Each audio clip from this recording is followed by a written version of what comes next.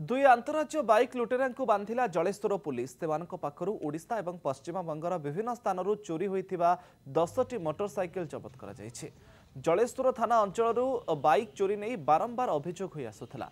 Baleshwar SP निर्देश क्रमे bike लुटेरा धरने जलेश्वर एडीपीओ और थानाधिकारी एक टीम गठन कर स्वतंत्र टीम तदंत करी आंबली अठा निकटरू दुई लुटेरा गिरफ करते। गिरफ दुई अभियुक्त पश्चिमबंगर दांतोन थाना अंचल जमापड़ी।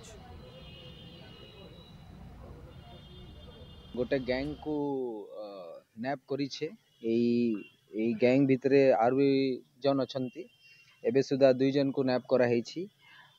ए माने दांतन मोहनपुर लोकन वेस्ट बेंगल मोहनपुर पीएस लोकन एबे सुधा आमर तदंतर 10टा बाइक सीज करा हेछि। आमे तदंत करूछु काहार काहार एक्चुअली ए बाइक गुडा के माने कलर नंबर चेंज करी करे व्यवहार करथिले और अलगा अलगा अंचल रे राखी थिले। तो बहुत गुड़ा जगह रो ये सब बाइक रिकवर करा हेछि।